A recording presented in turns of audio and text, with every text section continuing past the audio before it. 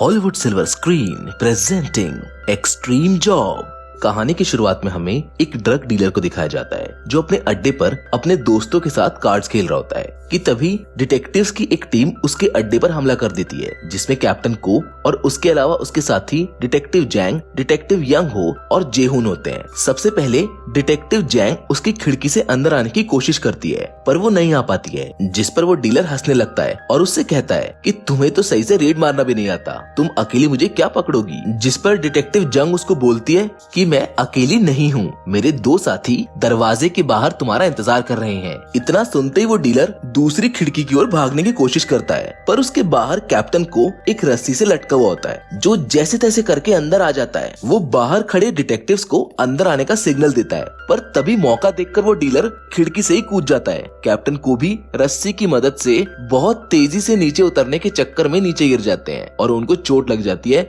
और वो वहीं पर पड़े रह जाते हैं। वो तीनों डिटेक्टिव उसका पीछा करते हैं लेकिन वो डीलर एक लेडी को कार से निकालकर उस कार से भागने की कोशिश करता है, लेकिन जैसे ही वो अंदर बैठता है वो लेडी उसके बाल पकड़कर उसे कार से बाहर निकाल फेंकती है। तभी वहाँ इस टीम का 5वां मेंबर डिटेक्टिव माँ एक स्कूटर लेकर आ जाता है। वो उस डीलर को पकड़ लेता है पर वो ज्यादा देर उसे पकड़ नहीं पाता है क्योंकि वो डीलर उसके गले पर एक बिजली का झटका देकर वहाँ से भाग जाता है और रोड क्रॉस करते हुए उसे एक बस टक्कर मार देती है, जिसकी वजह से वहाँ बहुत सारी गाड़ियां आपस में टकरा जाती हैं। जिसके बाद अब ये अपनी रिपोर्ट देने अपने चीफ के ऑफिस जाते हैं पर इनका चीफ इन सबको उसी लेडी की वीडियो दिखाता है जिसने उस डीलर को कार से बाहर निकालकर फेंक दिया था। वो उन सभी से कहता है कि तुम सबसे अच्छी तो ये लेडी है, इसने किसी को तो पकड़ा लेकिन तुम सब तो किसी काम के नहीं हो और इतनी सारी गाड़ियों का फालतू में ही एक्सीडेंट करवा दिया। चीफ कैप्टन को जलाने के लिए उसे बताता है कि तुम्हारे जूनियर कैप्टन चोय को प्रमोशन मिल गया है क्योंकि उसने और उसकी टीम ने एक बड़े ड्रग डीलर को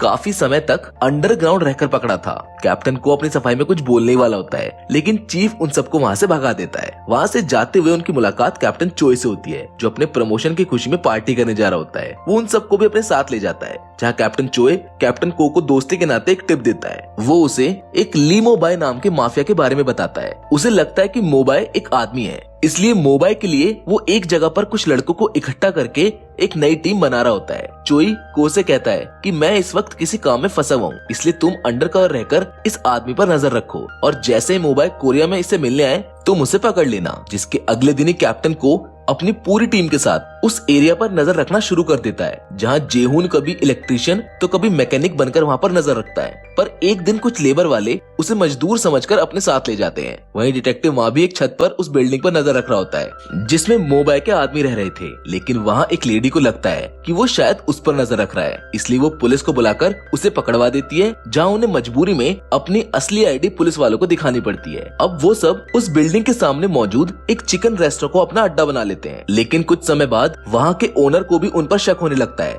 और एक दिन जब वो सब रेस्टोरेंट में बैठे होते हैं तो अचानक उन्हें बाहर मोबाइल अपने आदमियों के साथ खड़ा हुआ दिखाई देता है। लेकिन तभी रेस्टोरेंट का मालिक वहाँ आ जाता है जिसकी वजह से उनका फोकस उस पर से हट जाता है और मोबाइल वहाँ से निकल जाता है। अब कैप्टन को दोबारा से उसे पकड़ने के लिए अपनी टीम के साथ एक नया प्लान बनाते हैं। वो सभी लोग बात ही कर रहे होते हैं कि वहाँ का ओनर उन सभी को बताता है कि ये उनका इस रेस्टोरेंट में आखिरी दिन है, वो कल इस रेस्टोरेंट को बेच रहा है क्योंकि अब यहाँ पर कोई कस्टमर नहीं आता है। पर वो सभी उस चिकन रेस्टोरेंट को बेचने से मना करते हैं क्योंकि वो रेस्टोरेंट मोबाइल और उन माफिया डीलर्स पर नजर रखने के लिए एक बढ़िया जगह थी। कैप्टन को खुद उस रेस्टोरेंट को खरीदने के बारे में सोचने लगता है। वो अपने चीफ से इसे खरीदने के लिए पैसे मांगता है लेकिन वो उसे वहाँ से भगा देता है, जिसके बाद ना चाहते हुए भी उसे अपनी वाइफ से छुपकर अपने रिटायरमेंट फंड के पैसे से उसे खरीदना पड़ता है। चिकन रेस्टोरेंट खरीदने के बाद वो उसमें अपना सारा सेटअप लगा देता है और वहीं पर बैठकर एक माइक्रोफोन की मदद से उनकी बातें सुनने लगता है। लेकिन मोबाइल के आदमी कुछ ज्यादा खास नहीं कर रहे होते हैं, वो बस पूरे दिन या तो सोते हैं या फिर टीवी देखते रहते हैं। उधर इस रेस्टोरेंट में पहले तो कोई कस्टमर नहीं आता था, लेकिन जब से उन्होंने इस रेस्टोरेंट को खरीदा है इसमें एक के बाद एक कस्टमर आने लगते हैं जिससे उनकी इन्वेस्टिगेशन में बहुत दिक्कत हो रही थी। लेकिन अगर वो सब कस्टमर्स को ऐसे ही मना करते रहे तो उन पर किसी न किसी को तो शक हो जाएगा, जिस पर डिटेक्टिव वहाँ कहता है कि हमें इस रेस्टोरेंट को ओपन रखना पड़ेगा जिसके लिए हमें चिकन बनाना होगा। वो सभी ये बात ही कर रहे होते हैं कि तभी उन्हें मोबाइल के आदमियों की आवाज अपने सिस्टम पर सुनाई देती है जो एक टीवी रिमोट के ऊपर लड़ रहे होते हैं। लेकिन उनका लीडर उन सभी में लड़ाई करवा देता है कि जो भी हारेगा वो नीचे वाले चिकन रेस्टोरेंट से चिकन लेकर आएगा। ये सुनते ही वो सब रेस्टोरेंट को क्लोज करने के लिए दौड़ते हैं, पर तभी वहाँ पर वो लेडी आ जाती है जिसने माँ को अरेस्ट करवाया था। वो माँ को देखकर फिर से पुलिस बुलाने लगती है, पर कैप्टन उसे समझाता है कि हम इस रेस्टोरेंट को खरीदना चाहते थे, इसलिए आसपास के एरिया की जांच कर रहे थे। ये सुनकर वो लेडी उनसे माफी मांगने लगती है और उनके रेस्टोरेंट का चिकन टेस्ट करने को कहती है, पर को से बताता है कि हमने ये रेस्टोरेंट अभी खोला है, इसलिए अभी हमारे पास चिकन नहीं है। इतने में पीछे से मोबाइल के आदमी भी चिकन लेने आ जाते हैं, पर वो लेडी उन्हें बता देती है कि अभी इनके पास चिकन नहीं है क्योंकि इन्होंने इस रेस्टोरेंट को अभी खोला है। अब डिटेक्टिव को सभी को चिकन बनाने को कहता है। वो चारों डिटेक्टिव से अपना अपना चिकन बनाने को बोलता है, जहाँ कोई तो चिकन को कच्चा छोड़ देता है तो कोई उसे जला देता है, लेकिन माँ उन सबसे अच्छा चिकन बनाता है। वो माँ को वहाँ का कुक रख देते हैं। थोड़ी देर बाद वहाँ एक कपल आता है और सॉस वाला चिकन ऑर्डर करता है। तभी माँ और कैप्टन को ध्यान आता है कि उन्होंने सॉस के बारे में तो सोचा ही नहीं, पर माँ अपनी फैमिली सॉस जो उसकी मॉम ने उसे बनाना सिखाया था वो ही बनाकर उन्हें दे देता है, और पता नहीं कैसे उन्हें वो चिकन बहुत पसंद आ जाता है। और तभी से ही उनके रेस्टोरेंट पर इतनी भीड़ होने लगती है कि उनके यहाँ का चिकन खाने के लिए एक लंबी लाइन में लगना पड़ता है। इतने पैसे तो ये सब पुलिस की नौकरी से भी नहीं कमा रहे थे जितने ये अब कमा रहे हैं। कैप्टन अपनी वाइफ को एक नोट से भरा बैग गिफ्ट करता है और कहता है मुझे इस बार बोनस मिला है। वो उसे रेस्टोरेंट के बारे में नहीं बताता है। वहीं रेस्टोरेंट की पॉपुलैरिटी को देखकर एक जर्नलिस्ट रिपोर्टर उन सभी का इंटरव्यू लेने आता है, पर वो उसे वहाँ से भगा देते हैं क्योंकि असल में अगर वो टीवी पर आ गए तो सब लोग उनकी असली पहचान के बारे में जान जाएंगे। लेकिन ऐसे बाहर निकाले जाने पर उस रिपोर्टर को बहुत बुरा लगता है। अब कैप्टन को डिटेक्टिव माँ, डिटेक्टिव जैंग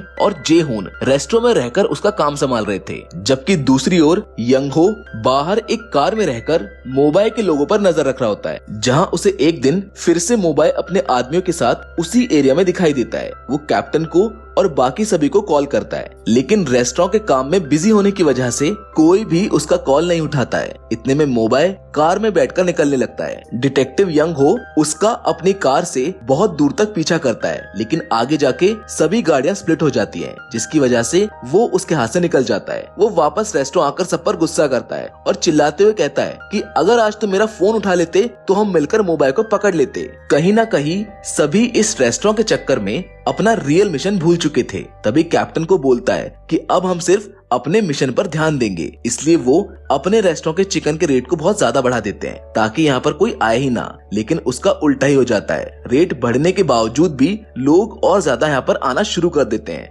और इस रेस्टोरेंट के चिकन को लोग एम्परर चिकन के नाम से सोशल मीडिया पर पोस्ट करने लगते हैं, जिनसे ये और ज्यादा फेमस हो जाते हैं। अब एक दिन इनका चीफ फिर इन्हें रिपोर्ट देने के लिए अपने ऑफिस बुलाता है। वो इन सबको काफी सुनाता है क्योंकि इतने दिनों से उन्हें इस मिशन में कोई भी लीड नहीं मिली थी। वो उनसे कहता है कि अब मैं तुम सबको अलग अलग टीम में डालने वाला हूँ। वो इन्हें डांट ही रहा होता है कि तभी कैप्टन को के फोन पर सामने वाली बिल्डिंग से जहाँ मोबाइल के गुंडे रहते हैं वहाँ एक चिकन डिलीवरी का ऑर्डर आता है। वो सभी चीफ को छोड़कर वहाँ से फौरन भाग जाते हैं और सोचते हैं कि चलो कम से कम अब हम मोबाइल के गुंडों को तो पकड़ सकते हैं। वो अपनी पूरी तैयारी के साथ चिकन लेकर उसकी बिल्डिंग में घुस जाते हैं। कैप्टन को दरवाजे की घंटी बजाता है और जैसे ही गेट खुलता है तो को देखता है कि वो पूरी जगह खाली हो चुकी है। वो चिकन तो वहाँ पर एक लेडी ने मंगाया था। कौन से पूछता है कि यहाँ पर रहने वाले लड़के कहाँ गए। वो उसे बताती है कि वो तो यहाँ से दूसरी जगह चले गए हैं। को रेस्टोरेंट में वापस आकर अपनी किस्मत पर जोर जोर से हंसने लगता है क्योंकि उसके पास मोबाइल और उसके आदमियों को पकड़ने का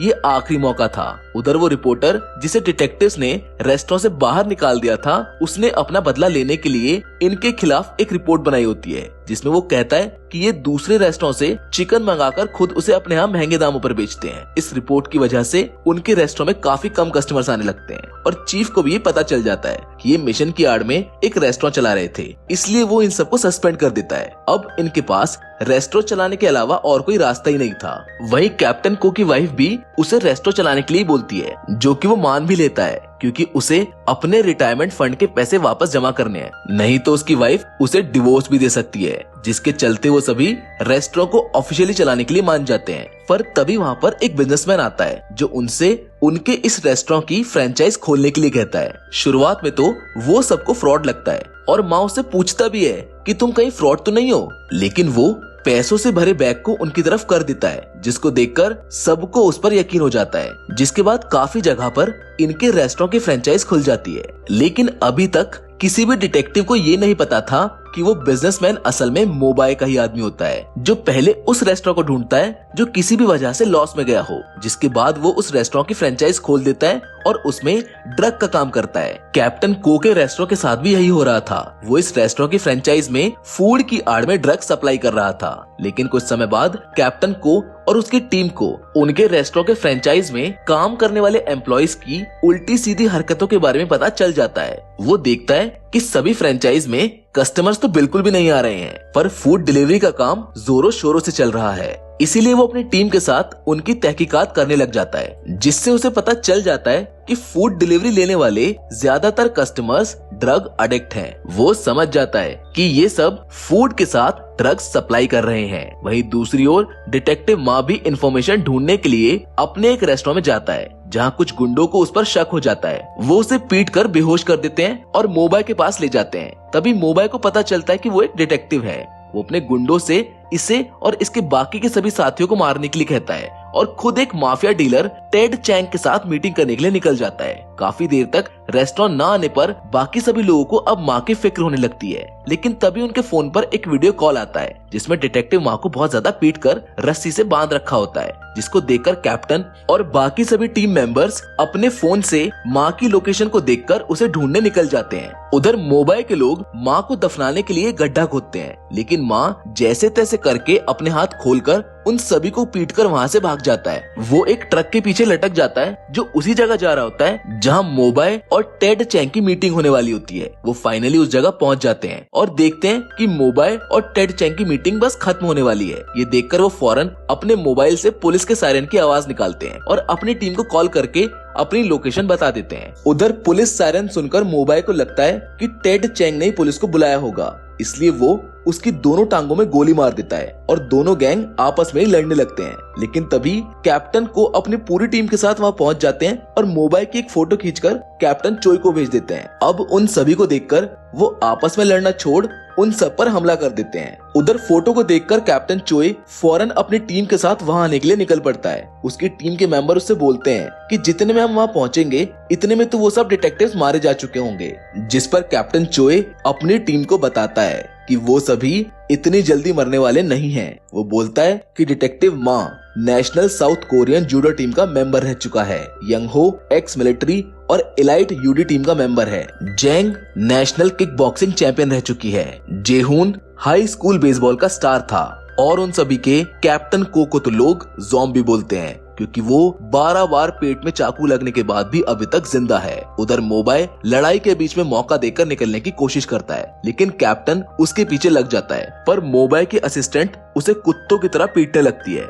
जिधर जेहून उसके सिर पर एक बॉल फेंक के मारता है और वो बेहोश होकर नीचे गिर जाती है, जिसका फायदा उठाकर कैप्टन मोबाइल के पीछे भागता है, पर उसकी असिस्टेंट फिर खड़ी हो जाती है। वो को पर हमला करने लगती है, पर तभी डिटेक्टिव जैंग वहां आकर उससे लड़ने लगती है। वहीं मोबाइल एक बोट को लेकर भागने लगता है, लेकिन कैप्टन को भी पीछे से उस बोट पर कूद पड़ता है और दोनों के बीच काफी भयंकर लड़ाई होने लगती है, जिससे दोनों बहुत ज्यादा जख्मी हो जाते हैं। लेकिन आखिर में कैप्टन को उसके पैर पर एक ज़ॉम्बी की तरह काट लेता है, जिसकी वजह से वो बेहोश हो जाता है। कैप्टन चोई अपनी पूरी टीम के साथ वहां पहुंचकर देखता है कि को और उसकी पूरी टीम ने पहले ही उन सभी को पकड़ के रखा होता है, वो तो सिर्फ आने का इंतजार कर रहे थे।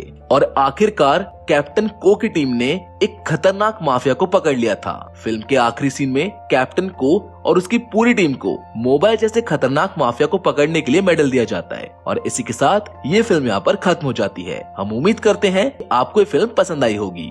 ये कहानी थोड़ी अनयूजुअल है, लेकिन इससे हमें ये सीख जरूर मिलती है कि अगर आपका दिल साफ हो और अगर आप सच्चे दिल से मेहनत करो तो आपको कामयाबी जरूर मिलेगी। फिलहाल तो आज की वीडियो में बस इतना ही, लेकिन हम फिर से जरूर मिलेंगे एक और नई इंटरेस्टिंग कहानी के साथ, पर तब तक के लिए धन्यवाद।